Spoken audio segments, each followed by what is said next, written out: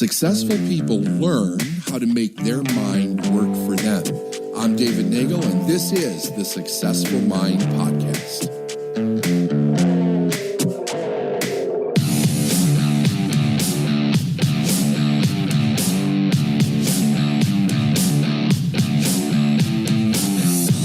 You must do more. You must do more. So I want you to think about this. Let's use a farm as a metaphor. If I want to harvest, if it's harvest time on my farm, that means that it's time for me to, pick and harvest the vegetables, whatever it is that I've grown. We also know that I did not plant that harvest yesterday. That harvest was planted in the spring. We also know that it goes further back than that, because if we get into crop rotation or soil preparation or whatever it might be that had to prepare the soil and also make it last throughout the winter, that goes back to the year before, including acquiring the seed and the plan for how we're going to plant, where we're going to plant it. All of that's happening the year before we actually plant and way before we actually harvest. Now, why is this important? Because here's something that I see people doing that I don't think they actually realize that they're doing.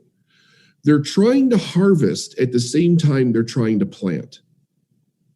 And they wonder, why the hell am I not harvesting enough? Why aren't there enough sales? Why aren't there enough people to contact? Why am I up against the ropes every single month in and month out? Why am I so exhausted? I keep hearing from people constantly, I'm exhausted. How long do I have to keep doing this? I'm so tired. So the idea is that if we don't change the way that we're viewing this and what we're doing, we're never going to get to that place where we really get to experience from the spiritual perspective the idea of grace and abundance and flow, that attracts you to a message like this to begin with. It's one of the things that's attractive to it. Like, can I really become a multimillionaire and have a lifestyle and have it be relatively easy and be in my purpose and enjoy the process and have relationship? Can I do all of that? Is that really something that's possible? And it is something that's possible, but you have to understand that it doesn't show up by accident. It shows up by really thinking about what you're doing, preparing for your ability to receive it with all of those promises like that. And it's going to be extremely agonizing and troublesome if you consistently live where you're planting and harvesting in the same season. It is miserable to plant and harvest in the same season. And yet, for the way most people start businesses, it's required at first. I've said this multiple times. Unless you have a big investment backer for your dream, you're bootstrapping. So you're planting and harvesting in the same season. This means you're going to have to do more so that you can break that cycle. Because if you don't break the cycle, it will never change. I don't care what law you know or how deep you study the laws or how much you vibrate at the right frequency. None of that is going to matter if you do not change the cycle in how you're trying to prepare to harvest correctly. So let's look at what that actually looks like. If I'm going to look at my year for next year, and I say in 2022, I want to make $1 million, or I want to make 2 million, or I want to make 10 million, whatever the amount is that you want to earn. The question is going to be, what has to be done this year so that I can harvest that money next year, so that I can receive that money next year. I need to know what I'm doing this year to harvest the money next year. And I may well have to consider that I can't do enough this year to harvest that much money next year. It may take me 2 years of preparation to harvest that money 2 years from now. So I have to have a really good idea what I'm doing. So much of what we've been learning is about clarity. This is one of the reasons why clarity is so important. Because if I don't have a clear image on what do I want my business to look like, what do I want the receiving of the money, what the business actually does, is it brick and mortar, is it online, the team that I'm actually building within the structure of that. If I can't see that clearly, then I don't know what to do to plant this year. I don't know what to do to prepare to have that harvest.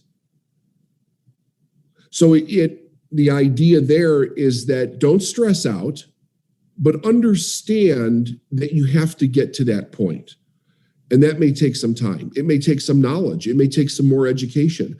You may have to study more. You may have to prepare for a period of time where you're getting better at specific skill sets so that you can allow that to happen. And it's also the point of where Napoleon Hill talked about in Think and Grow Rich. He said that at some point in a person's journey, money will come so fast and with such great ease and in such abundance, you'll wonder where it had been hiding in all the lean years. He's basically describing what I'm teaching you today. That through the preparation of all of these different things, you're going to have a year where everything just clicks and you have the windfall. And as long as you continue to go with that process, that's where you'll literally see it get exponentially better year after year after year, because you're creating the right process of conceptualizing what you want, being clear, understanding what has to be prepared in order to plant the field, so that it has the time. We get into the law of gender here, which is the law of gestation, for it to grow, right? And then we move into the harvesting of what we want. And there's an abundance then in the field. You know, the field is full of corn, or it's full of hay, or it's full of tomatoes, or whatever it is that you're looking to create, it's full. And it's big and it's beautiful and they're ripe and everything is prepared for that big windfall. If we get nervous, if we get anxious, if we get to the place of is this ever going to happen? Like, my God, is this ever going to happen? How much longer do I have to keep working like this at this pace? How many hours? How many more sacrifices do I have to make in order for this to happen? You have to understand that when you're feeling that frustration, you are in fact attempting to plant and harvest in the same season. So in the beginning, we have to do that. What does that mean? It means that we also have to understand something that most people will never figure out in their lifetime. And that's that you were programmed as a child not to understand how the universe actually works when it comes to the cause and effect of fulfilling your dream, becoming a millionaire, having a thriving business. What do I mean by this? What I mean is that if we're raised working class, middle class, even professional class, the process in which we show up every day to work is not about conceptualize, plant, gestation, harvest. It's about harvest immediately. It's about go in, do a little bit of work, harvest immediately. It's like plant one row of corn, and by the end of the day, the corn is matured, I get to pick it and go home. Or by the end of the week, whatever your pay cycle is. Somebody else is doing all of this planning. Somebody else is plowing the field. Somebody else is preparing the seed. Somebody else is looking at the cycles of the weather. Somebody else is doing all of that. All you're doing is showing up, doing a little bit of work within the grand scheme of that plan, and then you're standing there with your hand out at the end of the week or 2 weeks or month or however it is that you would get paid, and you get to receive that little bit of money. So now when you go and you start a business, you're thinking to yourself, wait a second, I'm working, how come I don't have the money? Because the work and the money have nothing to do with each other. They have nothing to do with each other.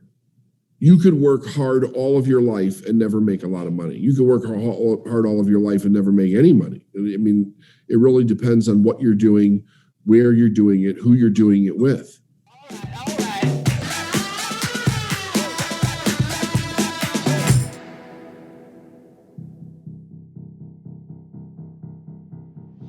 Hey everyone, Steph Tuss here, CEO for Life Is Now. If you like what you're hearing, why don't you go ahead and join us for an upcoming 3-day boot camp we've titled Work Smarter, Not Harder.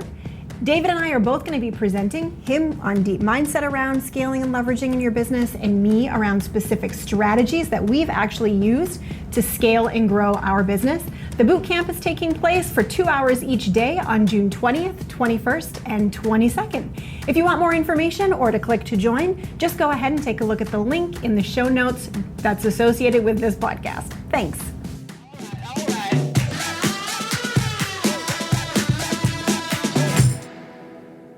The cause, does everybody remember what the cause and effect of money is? It's sales. Sales is the thing that makes money move in the universe. And preparing your business in order for sales to happen, which is one part of the entire process, is where we're looking at the grand scheme of things and going, okay, I have to prepare the field. I have to prepare the field so that things can grow. I have to market, or I have to advertise so that people know about my product and service, so that it creates interest in the product or the service. I'm preparing the field, and I'm starting to plant the seed. But that seed's not ready to be picked. It is absolutely not ready to be picked. So we're also, in the way that we run our business, we're also very much like the weather. You know, the farmer doesn't get to control the weather. They have to try to understand what the weather's going to do based on the region that they live in, based on the historical data of what the weather does throughout those seasons. They have to make sure that they're planting and cultivating and doing all of this stuff pretty much on schedule with what the weather has done year after year after year after year. And if they screw it up, they may screw up the entire crop. If the weather doesn't cooperate, if there's too much rain, if there's not enough rain, they have a big problem on their hands. In a business, you get to be the weather. How much attention are the individual crops, so to speak, in your business getting water, getting sunshine, right? How often are you interacting with the people that potentially will come in and buy from you? How often are you making yourself seen to them? Where are they? Can you see them? Can you locate them? Can you give them sun? Is it time to give them sunshine? Is it? We have to be thinking about all of this. And if at the same time you're thinking to yourself, how do I get them to buy in that moment? Because the result is not going to be good, we're going to get extremely frustrated. So then we come right back at it with the working class mindset, which is what? Work harder. Let's throw more hard work at this sucker in order for it to happen.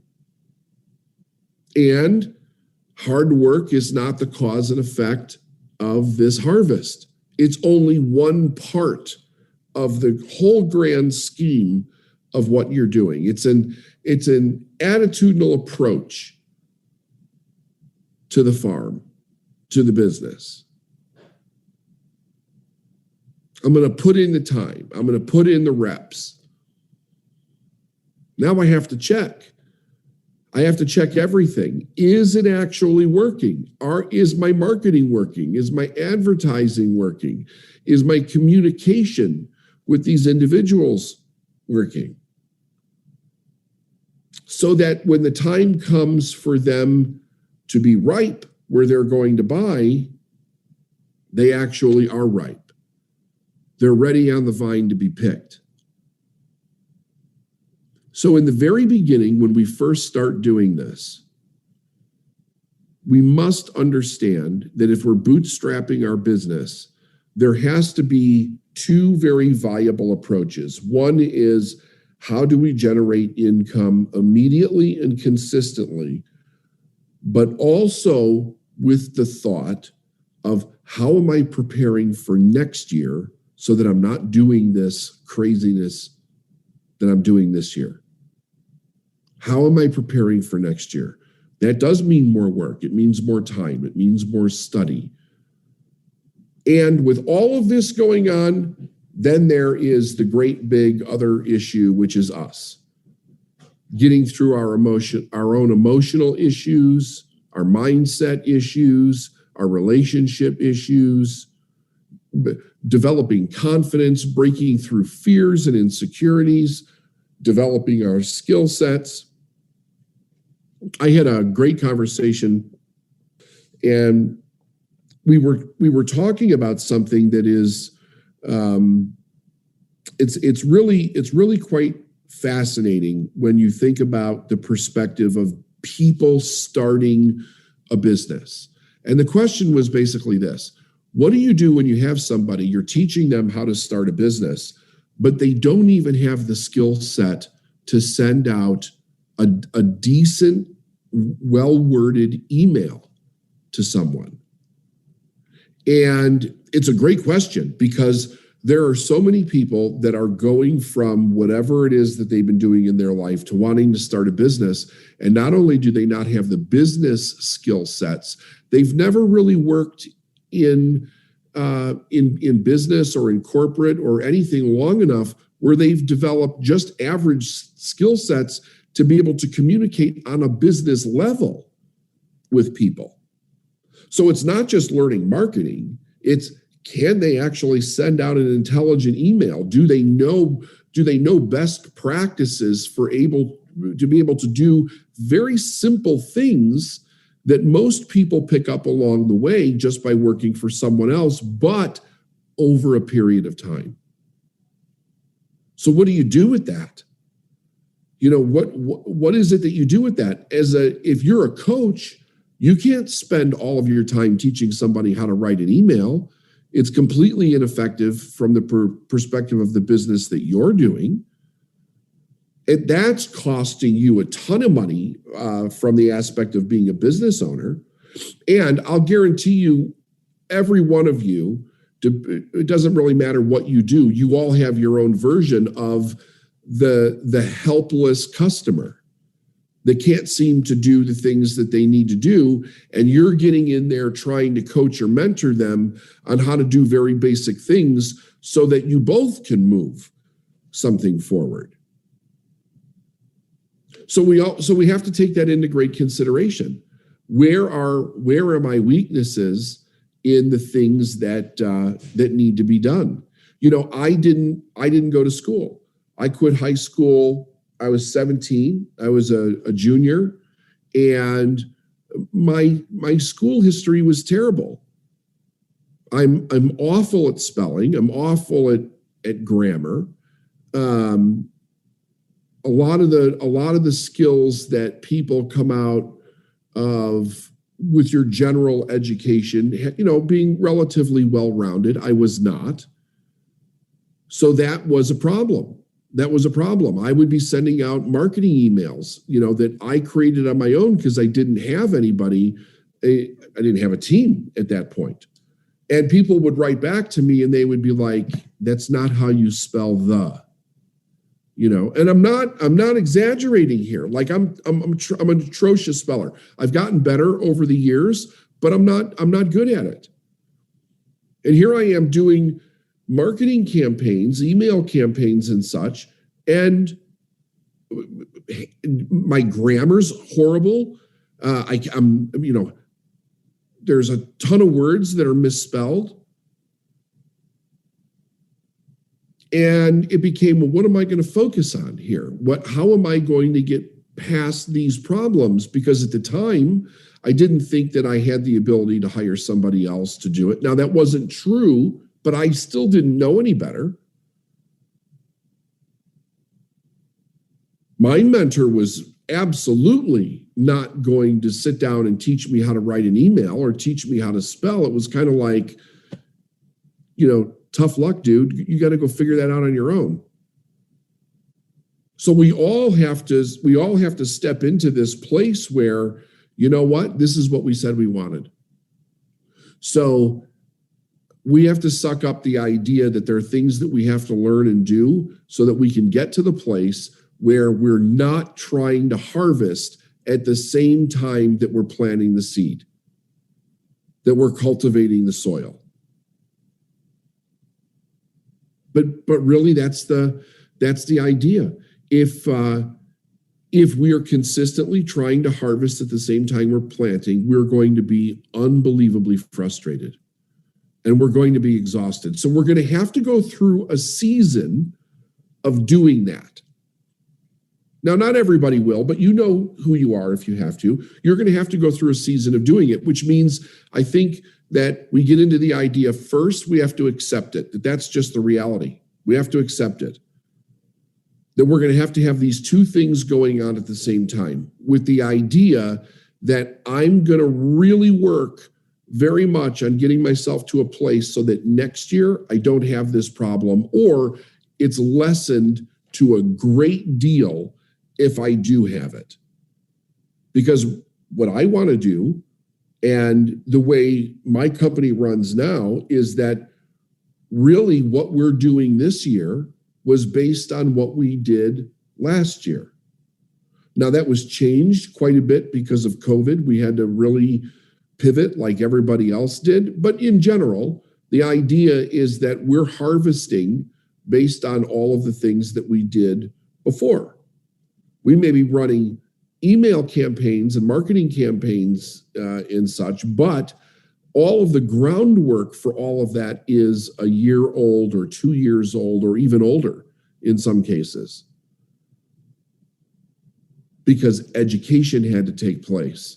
We had to learn. Steph and I had to learn things, and the rest of the team also, that we didn't previously know, so that we could do something different. Everybody on our team is currently there. I don't want to make it sound like we're only doing it once, because it happens constantly, but we're learning and studying things now that we're probably not going to apply for 2 years. It's so that we're prepared 2 years from now to be able to implement something in a different way, a better way, a greater way. So you have the preparation of what you're going to do futuristically happening right now, and you also have the harvesting of what you're actually doing right now. So let's make sure that we really keep that very clear in our mind so that we understand why we're doing this and it doesn't get confused. Because if it gets confused, you lose sight of what it is that you're actually trying to do. You have to do more in order to break the cycle. There is no other way to break the cycle. There's just no other way. Because all the resources that you need to break the cycle, if you had them, you'd have broken the cycle already. Okay. All right. Good. Very good. So I hope that this helped. It's a really great concept. I love the whole metaphor about a farm and planting, because I think that works very well. But just remember that so much of what you're doing right now is so that you can reap in the right season, and we want to be able to consistently reap in the right season. What are you going to harvest next season, 2 seasons from now, 3 seasons from now, 4 seasons from now? Always be thinking about, I must prepare so that 2 years, 3 years, 5 years, 10 years, I'm ready when I find myself in that time. Because here's what we know. That time is going to show up. You're going to show up in that time. The only question is, who are you going to be when you meet with that time in your life, when you meet with that time in history?